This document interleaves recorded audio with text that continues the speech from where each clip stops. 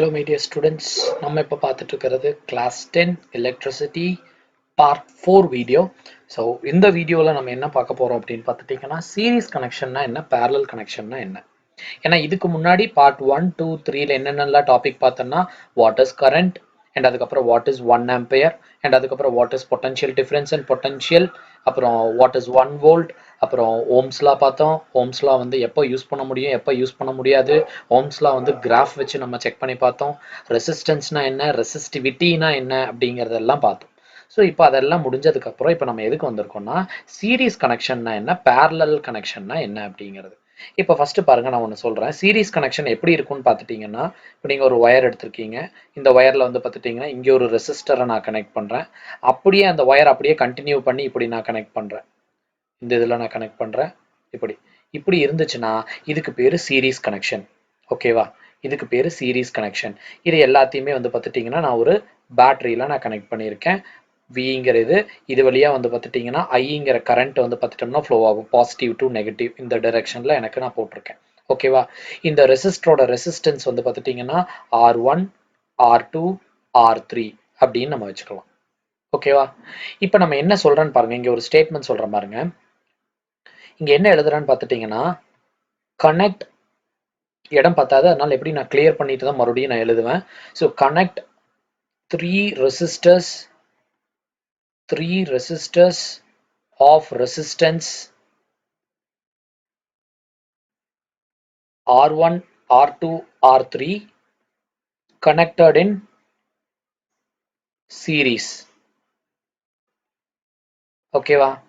Next வந்து பார்த்துட்டீங்கன்னா சீரீஸ்ல எப்பவுமே சேம் கரண்ட் பிரியாதுப்பா. கரண்ட் வந்து சேமா தான் இருக்கும், ஆனா வோல்டேஜ் மட்டும் எனக்கு மாறிடும். ஸோ அதனால அடுத்த பாயிண்ட்ல என்ன பண்ணிக்கலாம்னா let I be the same current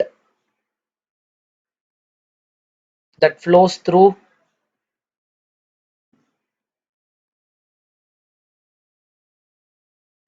R1, R2 and R3. இதே ஐங்கிற அதே கரண்ட் தான் இந்த மூணு வழியாவுமே எனக்கு போக போகுது. let V1, V2, V3 be the potential across R1, R2, R3. அதாவது வோல்டேஜ் வந்து பார்த்துட்டீங்கன்னா இங்க பிரியும். சீரீஸ்ல எது சேமா இருக்கும், கரண்ட் சேமா இருக்கும், வோல்டேஜ் வந்து பார்த்துட்டீங்கன்னா பிரிஞ்சிடும். ஸோ வோல்டேஜ் வந்து பார்த்துட்டீங்கன்னா என்னன்னா V1, V2, V3. ஓகேவா? இப்போ இதே மாதிரி பேரலலுக்கு நம்ம இங்க இது பண்ணலாம், பேரலலுக்கு நம்ம இங்க வரையலாம்.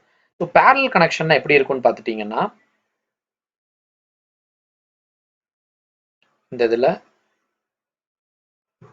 பாருங்க, அதே 3 ரெசிஸ்டர் நான் இப்படி கனெக்ட் பண்ணியிருக்கேன். அதாவது என்னன்னா இது பாசிட்டிவ், இது நெகட்டிவ்ப்பா.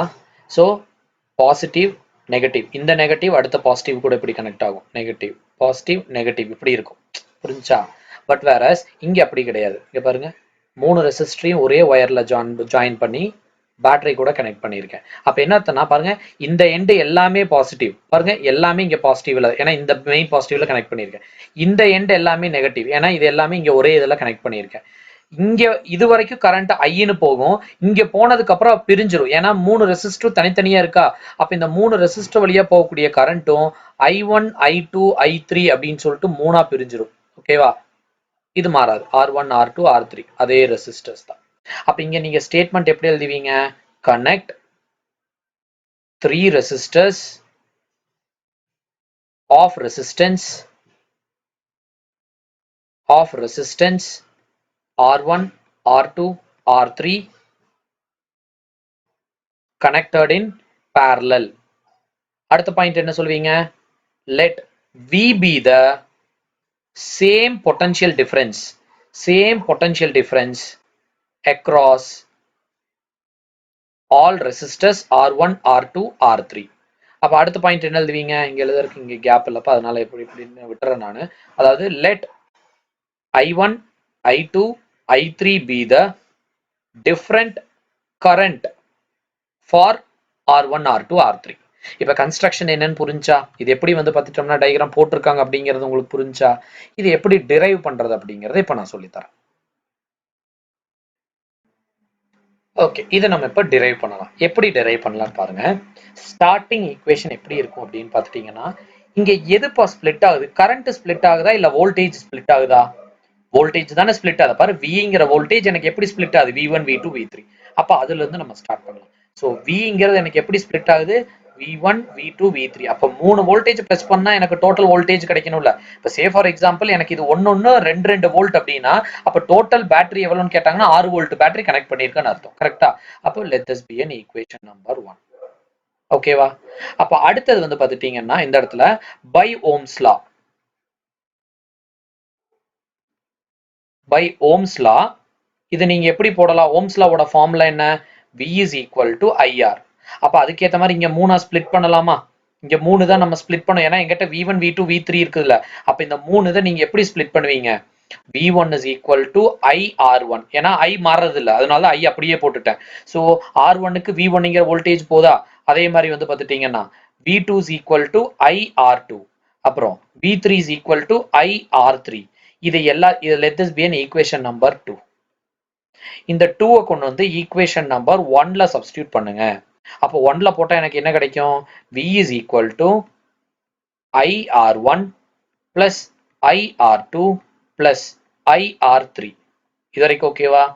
அப்போ இங்க நான் என்ன கனெக்ஷன் பா கொடுத்திருக்கேன்? சீரீஸ்ல தானே கொடுத்திருக்கேன். அப்ப இது நீங்க என்ன எடுக்கணும்னு பார்த்துட்டீங்கன்னா V is equal to IRS ன்னு எடுத்துக்கலாம் டோட்டலா. V is equal to IRS. RS னா total resistance in series. RS னா என்ன?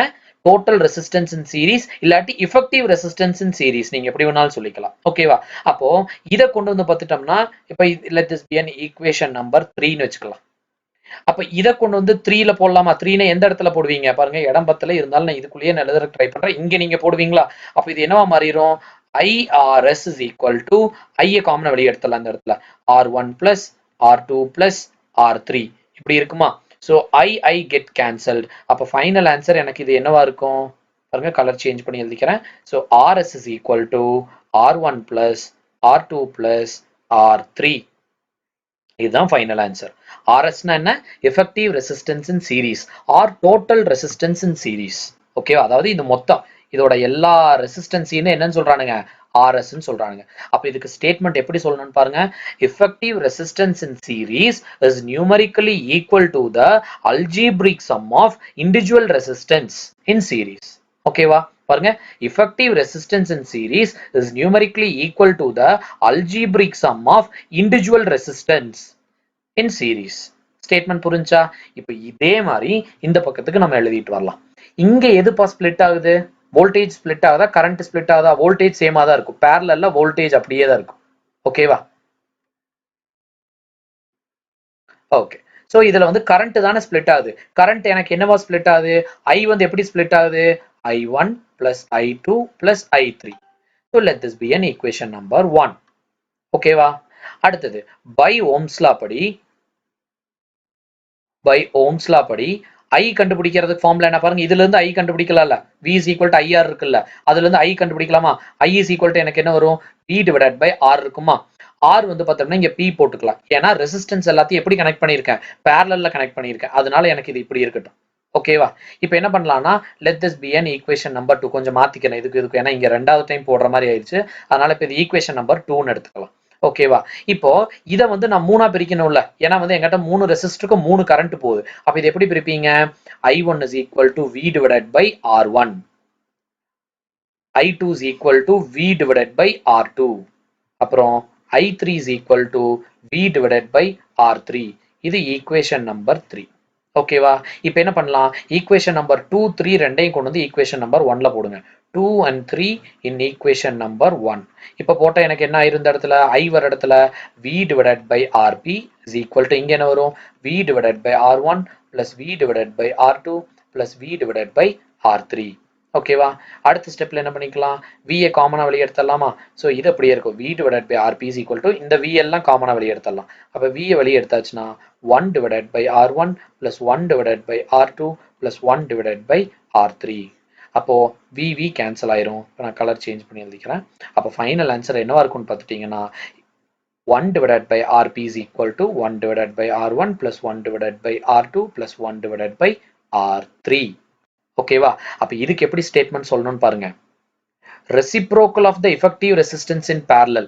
RS na sorry RP na effective resistance in parallel. 1 by na reciprocal. அப்ப எப்படி சொல்லணும்? Reciprocal of the effective resistance in parallel is numerically equal to the algebraic sum of the reciprocal of the individual resistors. மறுபடியும் சொல்றேன் பாருங்க. Reciprocal of the effective resistance in parallel is numerically equal to the reciprocal of the algebraic sum of the reciprocal of the individual resistance. ஓகேவா? So இதான் வந்து பார்த்துட்டீங்கன்னா series பேரலலோட formula. ஓகேவா? இப்போ இந்த இடத்துல உங்களுக்கு இன்னொரு क्वेश्चन வரும். அது என்ன R1 R2 R3 எப்ப பார்த்தாலும் இந்த மூணு தான் கனெக்ட் பண்ணுவாங்களானா அப்படின்னு கேட்டீங்கன்னா இல்ல, எவ்வளவு நாள் நீங்க கனெக்ட் பண்ணிக்கலாம். n நம்பர் கூட கனெக்ட் பண்ணிக்கலாம். அப்ப n நம்பர் கனெக்ட் பண்ணா என்னவா இருக்கும்? இது நிறைய பேர் கரெக்டா சொல்றது கிடையாது. ஸ்கூல்ஸ்ல இதோட நிறுத்திடுறாங்க. பட் உங்களுக்கு நான் அதையும் சேர்த்து நான் சொல்லி தரேன். கொஞ்சம் கிளியரா பாருங்க.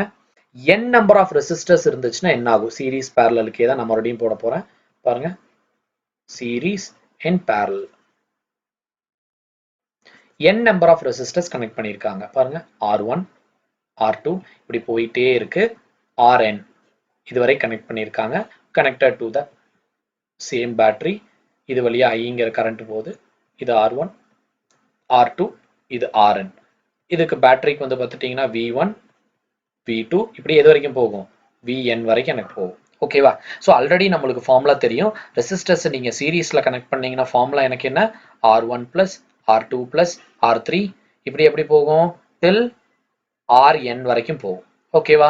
அப்போ என்கிட்ட n நம்பர் ஆஃப் ரெசிஸ்டர்ஸ் இருக்கு அப்படின்னா அதுக்கு என்ன அர்த்தம்? சே ஃபார் எக்ஸாம்பிள் இது எல்லாத்தோட R1 ஓட ரெசிஸ்டன்ஸ் R, R2 ஓட ரெசிஸ்டன்ஸ் R, Rn ஓட ரெசிஸ்டன்ஸ் R. அப்ப எனக்கு என்னவா இருக்கும்? அதாவது எல்லா ரெசிஸ்டரோட ரெசிஸ்டன்ஸும் R ஆ இருந்துச்சுன்னா என்னவா இருக்கும்? அப்ப n டைம்ஸ் இருக்கா? அப்ப n டைம்ஸ் நம்ம R னு போட்டுக்கலாம். புரிஞ்சா? சீரிஸ்ல கனெக்ட் பண்ணா. பேரலல்ல கனெக்ட் பண்ணா கொஞ்சம் வித்தியாசமா இருக்கும். பேரலல்ல பாருங்க இப்படி இருக்குமா கனெக்ஷன்? இது R1 வச்சுக்கலாம். இது R2 வச்சுக்கலாம். இப்படியே எனக்கு போயிட்டே இருக்கு. இது வந்து பார்த்துட்டீங்கன்னா லைக் Rn எனக்கு இப்படி இருக்குன்னு வச்சுக்கலாம். ஓகேவா? சோ இப்படி கனெக்ட் பண்ணிருக்காங்க. அப்ப இதுக்கு நீங்க என்ன ஃபார்முலான்னு உங்களுக்கு தெரியும். பேரண்ட் ஈக்குவேஷன் என்ன? reciprocal of the effective resistance in parallel is equal to algebraic sum of the individual resistors. இப்படி தானே போடுவீங்க. R2 இப்படியே போயிட்டே இருக்கும். எது வரைக்கும் போடுவீங்க? 1 divided by Rn வரைக்கும் போடுவீங்க. ஓகேவா? நீங்க யோசிச்சு பாருங்க. 1 divided by R plus 1 divided by R plus 1 divided by R அப்படின்னா நீங்க என்ன போடுவீங்க? 3 divided by R ன்னு போடுவீங்க. ஓகேவா? சோ ஆல்ரெடி இங்க நான் சொல்லிட்டேன் R1 ஓட வேல்யூ R தான், R2 ஓடதும் R தான் அப்படின்ட்டு. அப்ப இது எல்லாமே எனக்கு R ஆயிடுமா? ஃபர்ஸ்ட் அதை நான் சொல்லிடுறேன். அதுக்கப்புறம் தான் இந்த அப்ப என்ன வரும்? 1 divided by R plus 1 divided by R plus 1 divided இப்படி போயிட்டே இருக்கும். R ன்னு இருக்கும். கரெக்டா? எல்லாத்துக்குமே R. அப்ப இது எப்படி நீங்க வந்து பார்த்துட்டோம்னா பண்ணுவீங்க? அப்போ 1 plus 1 plus 1 வந்து பார்த்துட்டோம்னா 3. அப்போ 1 plus 1 plus இது n வரைக்கும் போச்சுன்னா என்ன அர்த்தம்? இது எல்லாமே n தானே? கரெக்டா? அப்ப நீங்க இந்த இடத்துல எழுதுறப்ப எப்படி எழுதிக்கலாம்னு பார்த்துட்டீங்கன்னா n divided by R. அப்போ n number of resistors connect பண்ணா parallelக்கு நீங்க எப்படி எழுதணும்னு பார்த்துட்டீங்கன்னா 1 divided by Rp is equal to n divided by R. எனக்கு தேவை வெறும் Rp. Rp is equal to R divided by n. இந்த ஃபார்முலா நிறைய இடத்துல வருப்பா. How many bulbs can be connected to an particular voltage and a particular current ன்னு கேட்டான்ல இது பண்ணுவானு. ஓகேவா? So ரொம்ப சிம்பிளா சொல்லணும்னா இங்க பாத்துக்காங்க. ஒரு சீரிஸ்ல கனெக்ட் பண்ணோம்னா n number of resistors சீரிஸ்ல கனெக்ட் பண்ணனா Rs is equal to nr. இதே n number of resistors நான் parallelல கனெக்ட் பண்ணனா Rp is equal to என்னன்னு போடுவீங்க இந்த இடத்துல? R divided by n. ஓகேவா? சோ இந்த ரெண்டு ஃபார்முலாவும் மறந்துடாதீங்க. அது கூட சேர்த்து எக்ஸ்ட்ராவே நீங்க ஞாபகம் வச்சுக்காங்க. இதை நான் கிளியர் பண்ணிட்டு இதுக்குண்டான டிஃபரன்ஸ் எல்லாம் என்னென்னு இப்ப நான் எழுத போறேன். இதுக்குண்டான எல்லா சீரிஸ்க்கும் parallelக்கும் உண்டான டிஃபரன்ஸ் என்னென்னு நான் எழுத போறேன். So series connection and parallel connection. ஓகேவா? சீரிஸ்ல வந்து பார்த்துட்டோம்னா எது எனக்கு சேமா இருக்கும்? கரண்ட் வந்து பார்த்துட்டீங்கன்னா சேம் கரண்ட் தான் இருக்கும். ஆனா இங்க வந்து பார்த்துட்டீங்கன்னா எது சேமா இருக்கும்? வோல்டேஜ் தான் ரிமைன்ஸ் சேம். நெக்ஸ்ட் எது வந்து எனக்கு ஸ்பிளிட் ஆகும்? டிஃபரெண்டா இருக்கும். எது டிஃபரெண்டா இருக்கும்னு பார்த்துட்டீங்கன்னா வோல்டேஜ் வந்து பார்த்துட்டோம்னா ஸ்பிளிட் ஆகும். இங்க வந்து பார்த்துட்டீங்கன்னா கரண்ட் வந்து பார்த்துட்டீங்கன்னா எனக்கு ஸ்பிளிட் ஆகும். இது வரைக்கும் ஓகேவா? நெக்ஸ்ட் வந்து பார்த்துட்டீங்கன்னா சீரிஸோட ஃபார்முலா வந்து Rs is equal to R1 plus R2 plus R3 அப்படின்னு நீங்க வச்சுக்கலாம். parallel வந்து பார்த்துட்டீங்கன்னா 1 divided by Rp is equal to 1 divided by R1 plus 1 divided by R2 plus 1 divided by R3. Suppose n resistors of resistance R அப்படின்னா formula என்னன்னு கேட்பாங்க. RS is equal to NR, அவ்வளவுதான். அதே மாதிரி தான் இங்கேயும் n number of resistors of resistance R இருந்துச்சுன்னா parallelக்கு formula என்ன? RP is equal to என்ன போட்டீங்க? R divided by n தானே? R divided by n. ஓகேவா? ஸோ சீரீஸ் வந்து பார்த்துட்டிங்கன்னா சீரீஸ்க்கும் பேரலலுக்கும் இது எல்லாம் தான் வந்து பார்த்துட்டிங்கன்னா டிஃப்ரென்ஸ். இன்னொரு பாயிண்ட் வந்து என்னன்னு பார்த்துட்டிங்கன்னா சீரீஸில் வந்து பார்த்துட்டிங்கன்னா ரெசிஸ்டன்ஸ் வந்து அதிகமாக இருக்கும். ரெசிஸ்டன்ஸ் அதிகமாக இருக்கு. ஏன்னா அப்படியே நம்ம ப்ளஸ் பண்ணுறதானே ஹை ரெசிஸ்டன்ஸ் இருக்கும். இது 1 by ரெசிப்ரோக்கல்ல தானே நம்ம பண்ணுறோம். அதனால இதுக்கு வந்து பார்த்துட்டிங்கன்னா எப்போவுமே லோ ரெசிஸ்டன்ஸ். அப்ப இந்த ரெண்டுல எப்பவுமே நம்மளுக்கு எது நல்லதுன்னு பார்த்துட்டீங்கன்னா பேரலல் கனெக்ஷன் தான் நல்லது. ஆக்சுவலா வீட்டில் இருக்கக்கூடிய எல்லா எக்யூப்மெண்ட்டுமே பேரலல் கனெக்ஷன்ல தான் கொடுத்துருப்பாங்க. யோசிச்சு பாருங்களேன், வீட்டில் வந்து பார்த்துட்டீங்கன்னா நீங்க சீரீஸ்ல கொடுத்தீங்கன்னா என்ன ஆகும்னு வேணா ஒரு சும்மா ஒரு எக்ஸாம்பிளுக்கு நான் சொல்றேன் பாருங்க. வீட்டில் வந்து பார்த்துட்டோம்னா எங்கிட்ட டிவி இருக்கு, ஃப்ரிட்ஜ் இருக்கு, அப்புறம் வாஷிங் மிஷின் இதெல்லாம் இருக்குன்னு வச்சுக்காங்க. இது எல்லாத்தையும் இப்ப நான் எப்படி கனெக்ட் பண்ணியிருக்கேன்? சீரீஸ்ல கனெக்ட் பண்ணியிருக்கேன். கரெக்டா? வீட்டுக்கு வரக்கூடிய வோல்டேஜ் வந்து 220 வோல்டேஜ். வீட்டுக்கு வரக்கூடிய கரண்ட் வந்து பார்த்துட்டீங்கன்னா 20 ஆம்பியர் கரண்ட். ஓகேவா? அப்ப என்ன ஆகும்னா வோல்டேஜ் வந்து பார்த்துட்டோம்னா எனக்கு இது ஸ்பிளிட் ஆகும். வோல்டேஜ் எனக்கு இந்த இடத்துல ஸ்பிளிட் ஆகும். ஆனா ஒரே கரண்ட் இதுக்குள்ள போகும். இப்ப டிவிக்கு எனக்கு 5 ஆம்பியர் கரண்ட் இருந்தாலே டிவி எனக்கு வந்து பார்த்துட்டோம்னா வேலை செய்யும். ஃப்ரிட்ஜுக்கு வந்து 15 ஆம்பியர் கரண்ட் இருந்தா எனக்கு வேலை செய்யும். பட் ஆனா அப்படியெல்லாம் இது பிரியாது. எனக்கு எப்படி போகும்? இந்த 20 ஆம்பியர் கரண்ட் அப்படியே இது வழியா போகும். அப்ப சேம் கரண்ட் எல்லா டிவைஸ் வழியாவும் போறதுனால எனக்கு என்ன ஆகும்னு பார்த்துட்டீங்கன்னா இதோட ரெசிஸ்டன்ஸ் இப்ப ஆல்ரெடி இதோட ரெசிஸ்டன்ஸ் எல்லாம் ஆட் பண்றப்ப வேற அதிகமாயிருச்சு.